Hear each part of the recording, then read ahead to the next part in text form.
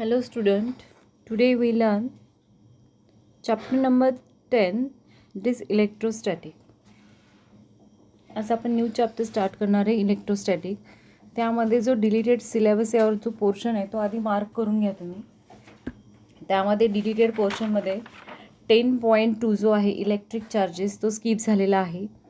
त्यानंतरनं 10.6 मधला 10.6.1 तो आहे electric field intensity due to point charge in a material medium हा स्किप झालेला आहे.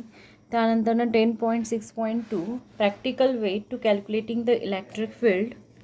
त्यानंतरनं 10.8 Gauss law. Then 10.9 electric dipole.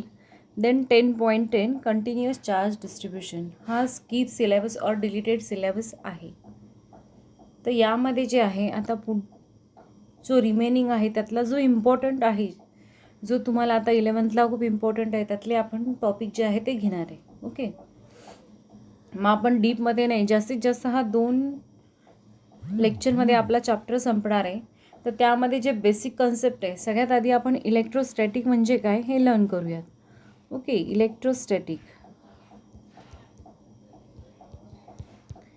Electrostatics means see or electrostatics deals with the static electric charge, that is charge is at rest. When we study the charge is at rest म्हणजे charge जर rest पोझिशनमध्ये आहे आणि त्याचा आपण जर study करत असू तर त्याला इलेक्ट्रोस्टॅटिक्स म्हणतात. Okay, the study of charge is when the electric charge is at rest is known as the electrostatic. Okay, means in this case electrostatic deals with the static electric charge and the force between them and the effect produced in the form of electric field and electric potential and current electricity which plays a major role in our day-to-day life is produced by a moving charge. Okay, आपल्याला moving charge माहिती आहे पण इथं जो आपण study करणार आहे तो चार्ज इज ॲट रेस्ट म्हणून त्याला इलेक्ट्रोस्टॅटिक असं नाव दिलेलं आहे. ओके, मग तुम्हाला सगळ्यांना चार्ज माहिती आहे. ॲक्च्युली चार्ज म्हणजे काय म्हणतो आपण, charge on the electron proton आपण म्हणतो की नाही, molecule makes bye electrons and protons. मग त्यामध्ये जे आहे चार्ज प्रोड्यूस होतो. आपण म्हटलं suppose basic properties of electric charge हा पॉईंट आपल्याला बघायचा आहे आता ह्याच्यामधला जो 10.3 आहे. मग आता basic properties of electric charge कुठल्या आहेत तर पहिली जी आहे ती additive nature of the charge. Additive nature means what, see electric charge is a additive similar to the मास.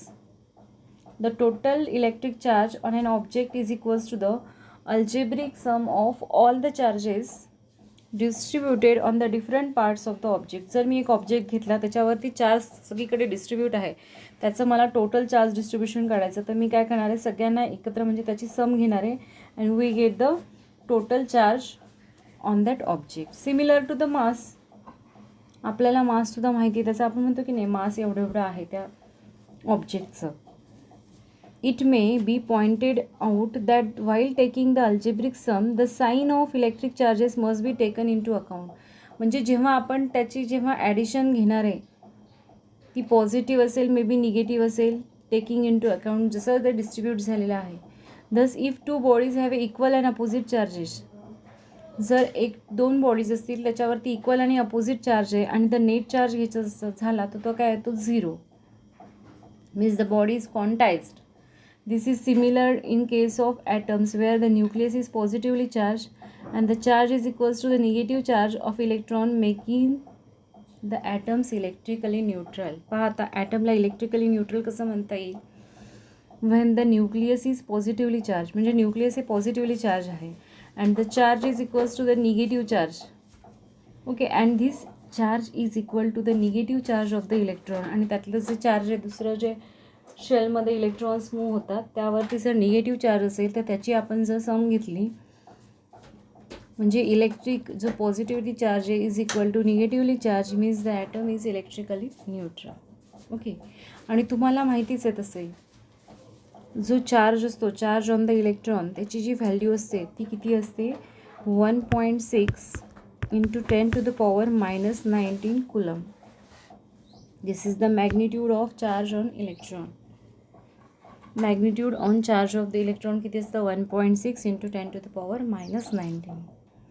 आता याच्यामध्ये जे आहे क्वांटायझेशन ऑफ चार्ज आहे next point. What is in by the quantization. तर पहा क्वांटायझेशन कशाला म्हणता येईल. त्यामध्ये आहे protons and electrons are the charge particle constituting matter. Okay, म्हणजे प्रोटॉन्स आणि इलेक्ट्रॉन्स आपण म्हणतो की नाही ॲटम जे आपण कुठलाही घेतला त्याच्यामध्ये दोन असतात, इलेक्ट्रॉन्स आणि protons. Hence the charge on the object must be integral multiple of plus minus e. म्हणजे तो आपण कशाने दाखवतो, प्लस मायनस ई, म्हणजे इलेक्ट्रॉन्स प्रोटॉन्स त्यावरती दाखवतो. That is q is equals to plus minus n e, n be the integer and charge on the object can be increase or decrease in multiples of e. तो increase सुद्धा केला जातो आणि decrease सुद्धा केला जातो multiples of e. It is because during the charging process an integral number of electron can be transferred from one body to the other body. This is known as the quantization charge or discrete nature of charge. काय होतं पहा, जेव्हा charging process होते तेव्हा multiple number of electrons काय होतात, transfer होतात from one body to other body. This is known as quantization. जसं आपण मोबाईलला आपण चार्ज करायला लावतो तेव्हा आपण सॉकेटला प्लग लावतो आणि त्याच्यामधून ऑन केल्यानंतरनं चार्ज फ्लो होतो. ॲक्च्युली ते चार्जरचं वरचं तुम्ही पाहिलं असेल, त्यातून जे आहे ते चार्ज एका ह्याच्यातून दुसऱ्या म्हणजे आपल्या मोबाईलमध्ये मूव्ह होतात. त्याला म्हणतात quantization. Okay, is known as the quantization of the charge. मग आपण ह्याच्या पुढचं जो आहे बेसिक आता इथून सुरू होतं, conservation of charge, law of conservation of charge. तो पाहूयात आता आपण काय आहे तो law. Law of conservation. Conservation means constant. Conservation of charge.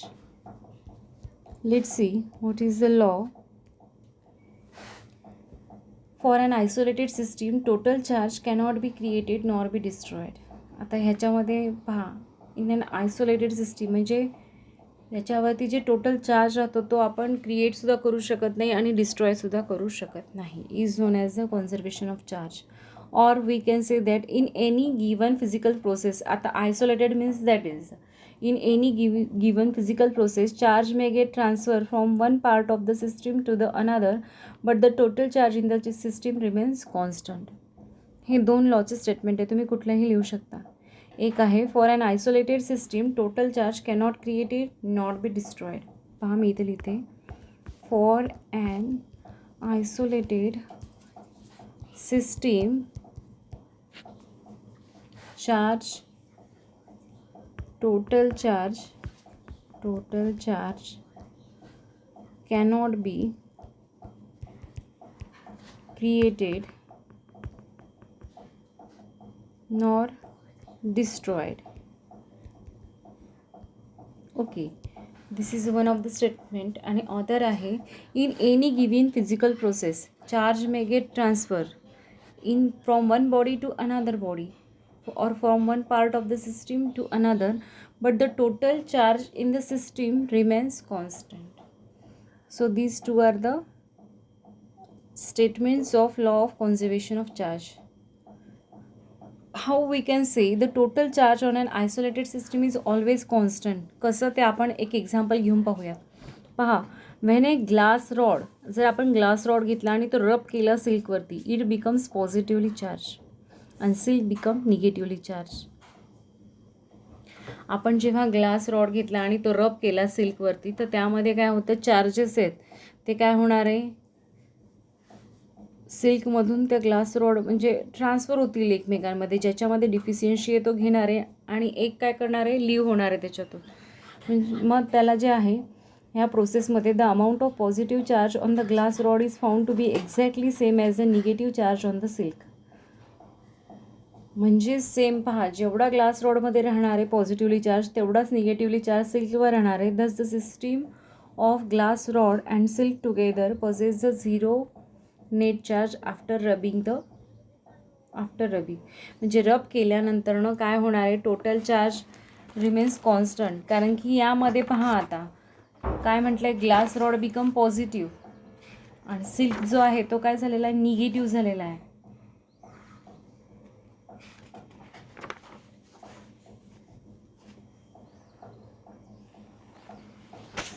Okay, means in this case glass रॉडवरती पॉझिटिव्ह चार्ज का आला, कारण की तो काय करतो, it transfers the charges from glass rod to the silk and silk become negative and glass become positive. मग यामध्ये दोन्ही जे आहेत positive charges is exactly equals to the negative charges. So the total net charge on the system is 0. So we can say that this is the total charge on an isolated system is always constant or conserved. Okay. So this is the example. आता तुम्हाला हेही माहिती आहे, जर like charges आपण जवळ घेतले, C unlike charges घेतले, एक पॉझिटिव्ह आहे आणि एक निगेटिव्ह आहे, तर याच्यामध्ये काय होतं, पॉझिटिव्ह निगेटिव्हमध्ये attraction, positive charge and negative charge. If we take the same charges, positive charge and positive charge, it may get काय होतं ह्याच्यामध्ये, repulsion. Repulsion means we can say that unlike charges attract each other and like charges are repel each other. हे like charges आहे, हे unlike charges आहे. Okay, then we see the Coulomb's law. आता ह्याच्यामधला पुढचा जो टॉपिक आहे तो आहे Coulomb's law. Coulomb's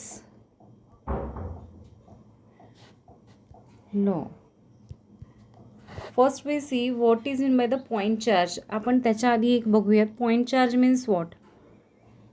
Okay, a point charge is a charge whose dimension is negligibly small compared to its distance from the another bodies. Point म्हणजे आपण म्हणतो की एकदम छोटा पॉईंट करतो, म्हणजे त्यालाच काय म्हणता येईल, a point charge is a charge whose dimension is negligibly small compared to its distance from the another bodies.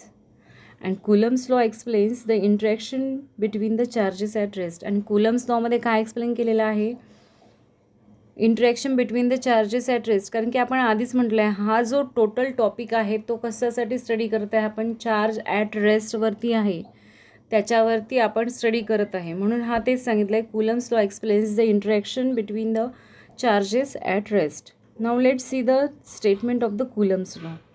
Okay, Coulomb's lawचं जे स्टेटमेंट आहे ते आहे, फोर्स ऑफ अट्रॅक्शन और repulsion between 2 point charges is at rest is directly proportional to the product of magnitude of charges and inversely proportional to the square of distance between them.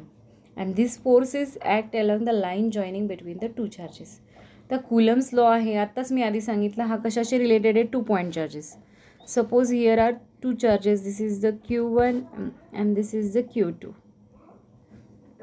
and distance between them is R. Okay, distance between them is R. A force of attraction or repulsion. आता हा positive असू शकतो, हाही एखाद्या वेळी positive, otherwise this is positive, this is negative. म्हणून त्या ह्या स्टेटमेंटमध्येच म्हटलेलं आहे, Coulomb's be the name of the scientist, it do the experiments and after that it concluded the statement of this law. मग त्यामध्ये त्याने सांगितलं आहे, the force of attraction or repulsion. See म्हणजे अट्रॅक्शन झालेलं आहे किंवा repulsion, it depend upon the charges, जे आपण 2 चार्जेस घेतलेले आहेत त्यावरती, or repulsion between 2 point charges, between 2 point charges at rest is directly proportional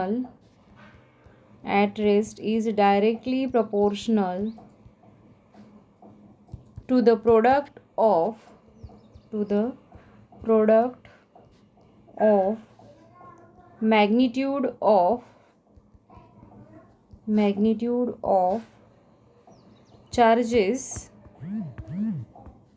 and inversely proportional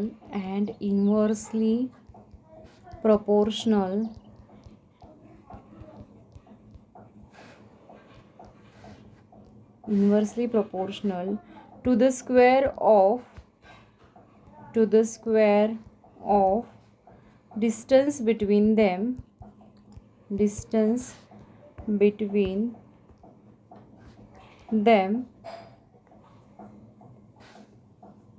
and this acts, and this force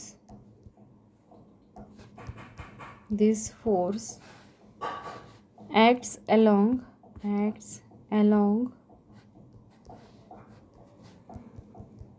line joining the two charges, line joining two charges. So this is the statement. मी या स्टेटमेंटमध्येच सांगितलेलं आहे, जो force आहे या दोन चार्जेसमधला तो कसा आहे, डायरेक्टली प्रपोर्शनल आहे, product of the magnitude of two charges आणि inversely proportional to the square of distance between them. मग तेच आपण जर लिहायचं झालं तर कसं येईल, F is directly proportional to product of the two charges upon आणि inversely proportional to the square of distance between them. Means F is directly proportional to Q1 Q2 upon r square. हा तुम्हाला एक्झाममध्ये विचारू शकतात.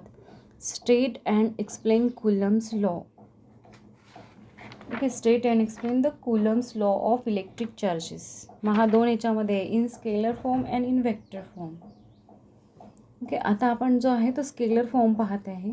तर scalar फॉर्ममध्ये जो आहे त्याच्यामध्ये आपण डायरेक्शनचा विचार करत नाही, directly in terms of scalar आपण पाहत आहे.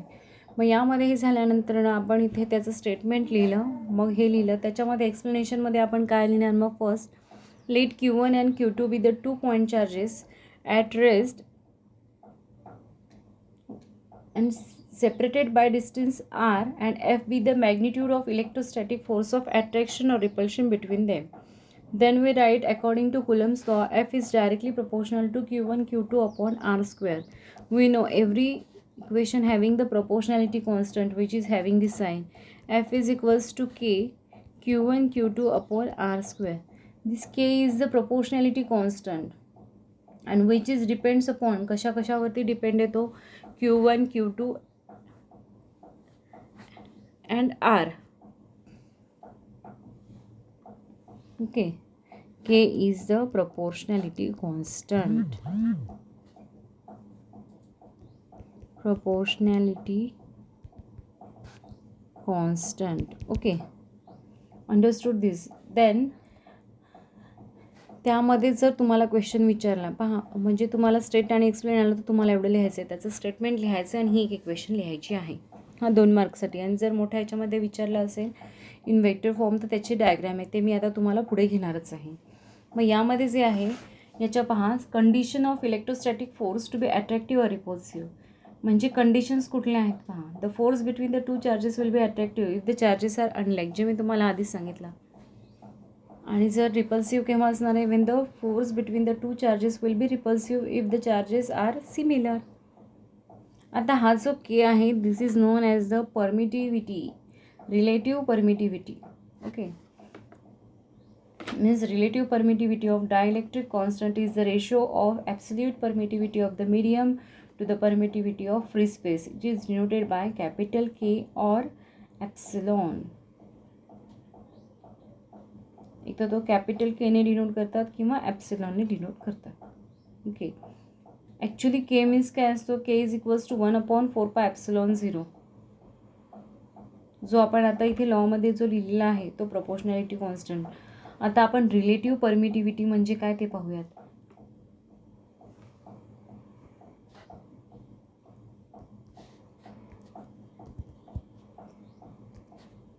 Relative permittivity.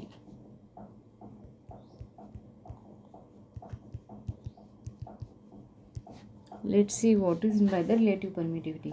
Actually relative permittivity on dielectric constant, हा जो आहे ना याला डायलेक्ट्रिक कॉन्स्टंट म्हणतात. वरती जो आपण के पाहिला त्याला dielectric constant. Relative permittivity or dielectric constant is the ratio of absolute permittivity of the medium to the permittivity of free space and it is denoted by capital K. Capital केने denote करतात. आणि हा ratio आहे, कशाचा ratio आहे पहा, absolute permittivity of the medium that is denoted by epsilon and permittivity of the free space. Free space आल्यावर त्याला आपण सफिक्स 0 लावतो, epsilon upon epsilon 0. Okay, this is known as the dielectric constant और relative permittivity. It is the ratio of force between the 2 point charges placed a certain distance apart in a free space or in vacuum. The force between the 2 point charges when placed at the same distance in the given medium. यालाच in terms of force कसा आपण लिहू शकतो पहा. In terms of force, if we write this, K is equals to force in vacuum to the force in medium. म्हणजे इथं आपण formula use केला ना, सगळ्या टर्म कॅन्सल होऊन जातात आणि रिमेनिंग पुन्हा ॲप्सिलॉन आपण ॲप्सिलॉन झिरोच मिळतो. यालाच ॲप्सिलॉन टी सुद्धा म्हणतात. हां, this is also known as the epsilon T. Means जे मी म्हटलं तर dielectric constant. It is also called as the specific inductive capacity or dielectric constant. This is known as the relative permittivity. Relative permittivity.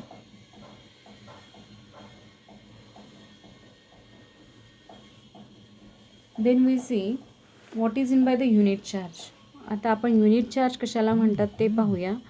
Unit charge, unit means having value 1. बरोबर. Unit charge is the amount of charge when placed at a distance of 1 meter from another charge of the same magnitude in vacuum experiences the force of 9 into 10 to the power 9 Newton. आता हा जो force आहे तो कशाने आलेला आहे, जो formula आहे की नाही आपला, जर आपण F घेतला is equals to Q1 Q2 upon r square आणि मग इथे आपण म्हटलं होतं के बी द कॉन्स्टंट. ह्याची व्हॅल्यू असते 1/4πε0, 1/4πε0 Q1 Q2 upon r square. Means we take Q1 is equal to Q2 is equal to 1, r is equals to 1. सगळ्या value जर आपण पुटअप केल्या तर रिमेनिंग काय राहतं, F is equal to 1/4πε0 into 1. Means this having the value F is equal to 9 into 10 to the power 9 newton. ही value असते या टोटल क्वांटिटीची. 9 into 10 to the power 9 newton ही फोर्सची व्हॅल्यू आली. ॲक्च्युली याची व्हॅल्यू जी येते ती येते न्यूटन पर मीटर स्क्वेअर और कुलम स्क्वेअर जर पूर्ण व्हॅल्यू घेतली तर. ओके, मग हेच तिथे घेतलेलं आहे. मग आता युनिट चार्ज म्हणजे काय म्हटलं आपण, unit charge is the amount of charge which when placed at a distance of 1 meter from another charge of same magnitude in vacuum experiences the force of 9 into 10 to the power 9 Newton is known as the unit charge. पहा मी इथं definition लिहिते. Unit charge, that is the 1 coulomb, is the amount of charge which when placed at a distance of 1 meter from another charge of same magnitude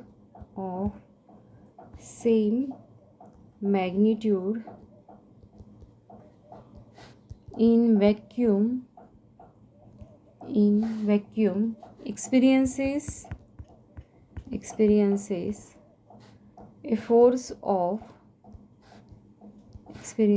a force of 9 into 10 to the power 9 Newton.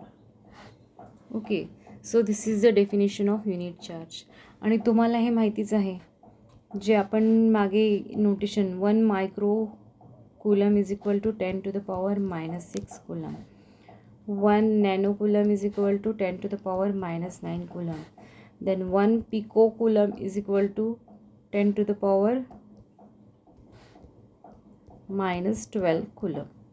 हे तुम्हाला माहिती हवे. आपण घेतलं होतं unit फर्स्टमध्ये, मेजरमेंटमध्ये आपण घेतलं होतं, कन्वर्जन होते त्याचं मी एक टेबल दिलेला होता. What is in my micro, what is in my nano and what is in my pico.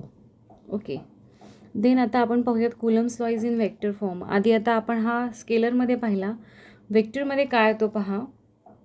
वेक्टरमध्ये इथं आपल्याला डायरेक्शनचा पण विचार करायचा आहे.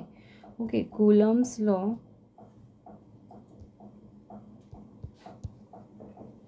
In vector form. पहा आता वेक्टर फॉर्ममध्ये कसा येतो मग. Let Q1 Q2 be the 2 similar point charges situated at points A and B. म्हणजे आता इथे मी डायग्रॅम काढते म्हणजे तुम्हाला समजेल. पहा इथे मी 2 पॉईंट्स घेते ए आणि B. Okay, this point is A, this point is B. ह्यामध्ये प्लस सिच्युएटेड आहे Q1 चार्ज आणि इथे आहे Q2 आणि सेपरेट झालेला आहे डिस्टन्स R. आता R12 1 to 2 चालला आहे तो, म्हणून इथे मी डायरेक्शन दाखवलेली आहे. ह्याच्यावरती जो फोर्स ॲक्ट होणार आहे आणि ह्याच्यावरती जो फोर्स ॲक्ट होईल तो आपण पाहूयात आता. हा जो आहे F12 force between the charge Q1 due to Q2 आणि इथे F21 that is force acting on the charge Q2 due to Q1.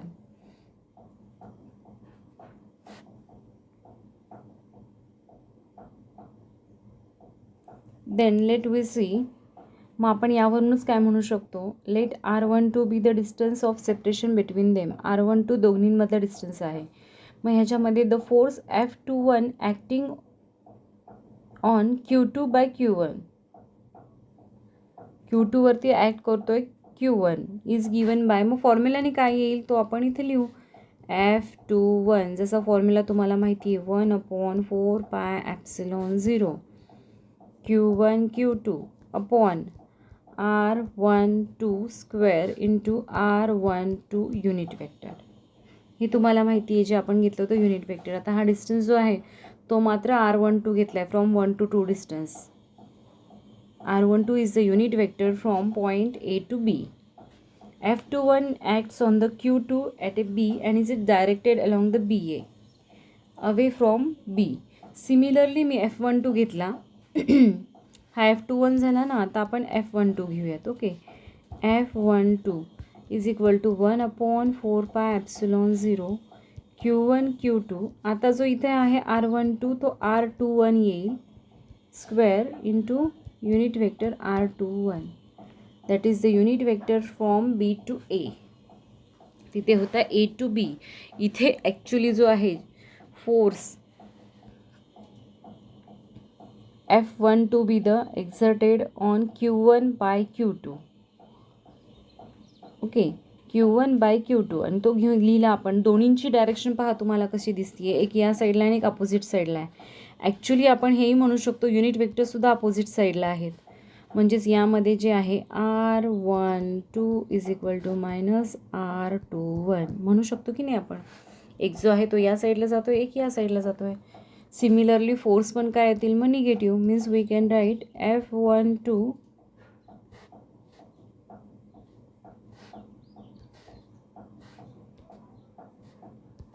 F21 is equal to minus F12. याच्या अपोजिटसुद्धा लिहू शकता तुम्ही.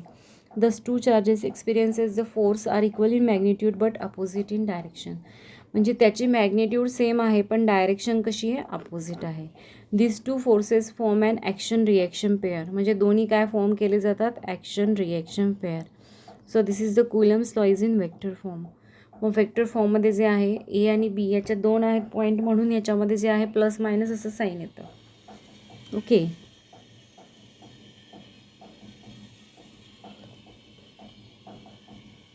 Then we see the problems which is based on the Coulomb's law. Coulomb's लॉवरती based जो problem आहे तो important problem आहे for the exam point of view. आणि कुलम्स लॉ करून ठेवायचा हा तुम्हाला एक्झाममध्ये विचारू शकतात, म्हणून त्याचं स्टेटमेंट आणि जे एक्सप्लेनेशन आहे ते करून ठेवा. ओके, यावरचा जो प्रॉब्लेम आहे तो आपण आता घेऊया. Two small spheres, see two small spheres 18 centimeter apart have equal negative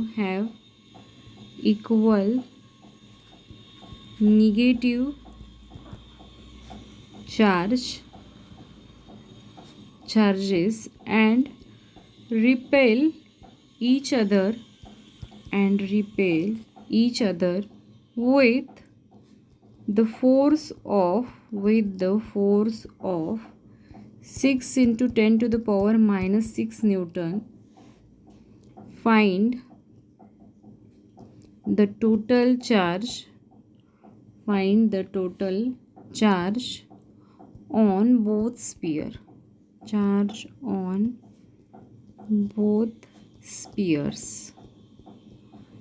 let's see. मग आपण आधी आता गिव्हन काय ते पाहून घेऊयात. दोन स्मॉल स्पियर आहेत आणि ते काय 18 सेंटीमीटरने म्हणजे आर दिलेला आहे 18 centimetre.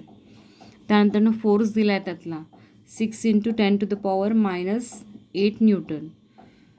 We have to finding the total charge mean Q1 + Q2 आपल्याला फाइंड आउट करायचं आहे.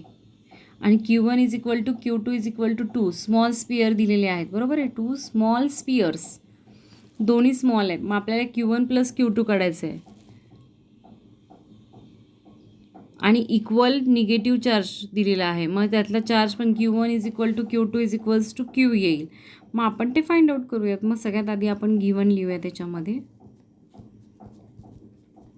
F दिलेला आहे 6 × 10⁻⁻8 न्यूटन. देन R दिलेला आहे 18 centimeter. Means convert it into the meter. 18 centimeter that is equal to 18 × 10⁻⁻2 meter. Then we have to finding the total charge. Total charge means Q1 + Q2 that we have to finding. मग आता Q1 = Q2 दिलेलाच आहे. मग formula तुम्हाला माहिती आहे. F = 1/4πε0 Q1 Q2/R². Now here given आहे तुम्हाला Q1 = Q2 = Q. Okay, मग आपण Q फाइंड आउट करून घेऊयात आणि त्याची नंतर ॲडिशन करून घेऊयात. मीन्स काय येईल मग F = 1/4πε0 Q × Q/R². मीन्स काय येईल हे सॉल्व केल्यानंतर F = 1/4πε0 Q²/R². मग आपल्याला Qसाठी फॉर्म्युला हवा आहे. मग हा फॉर्म्युला काय होऊन जाईल. Qसाठी मी फॉर्म्युला करते. Q² = F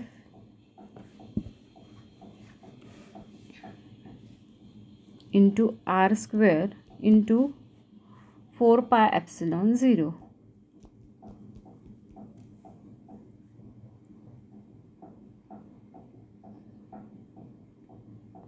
ओके, आता आपल्याला Qसाठी फॉर्म्युला करायचा होता. म्हणजे हे सगळ्या टर्म इकडे गेल्या, ही टर्म इकडे मल्टिप्लाय झाली, ही पण इकडे मल्टिप्लाय झाली. मग ह्याच्या आता आपण व्हॅल्यू पुटअप करूयात. काय येते ह्याच्यामध्ये 4πε0ची व्हॅल्यू तुम्हाला माहिती आहे. Fची ही व्हॅल्यू तुम्हाला माहिती आहे. ॲक्च्युली 1/4πε0ची तुम्हाला माहिती आहे ना. मग आपण इथं डायरेक्टली व्हॅल्यूज पुटअप करूयात. You know the value. 1/4πε0ची व्हॅल्यू असते 9 × 10⁻9. तीच मला 4πε0ची घ्यायची असल्यावर ते काय येईल 1/9 × 10⁻9. मग ही मी यूज करणार आहे. काय होऊन जाईल मग Q² = Fची व्हॅल्यू आहे 6 × 10⁻8 इंटू डिस्टन्स आहे 18 × 10⁻2 ह्याचा स्क्वेअर अपॉन आता 1/4πε0 9 × 10⁻9. मग हे सॉल्व केल्यावरती याचा ॲन्सर येतं Q² = 2.16 × 10⁻19. ओके, मग आता ह्याचं आपण हे काढलं स्क्वेअर रूट. जर काढलं याचं तर स्क्वेअर रूट येतं. Therefore Q = -4.648 × 10⁻10 coulomb. आता इथं काय दिलं आहे total charge is negative or the charges are negative, म्हणजे म्हणून त्याला आपण निगेटिव्ह साईन दिलेला आहे. मग आता टोटल चार्ज फाइंड आउट करण्यासाठी तुम्हाला माहिती आहे आपण वरतीच दिलेलं आहे. Total charge is equal to Q1 + Q2 is equal to 2 times Q. Therefore 2 × -4.648 × 10⁻10. मग हे सॉल्व केल्यानंतर त्याचं ॲन्सर येतं -296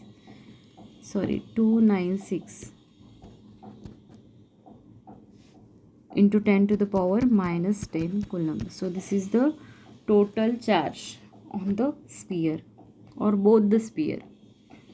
-9.296 × 10⁻10 coulomb.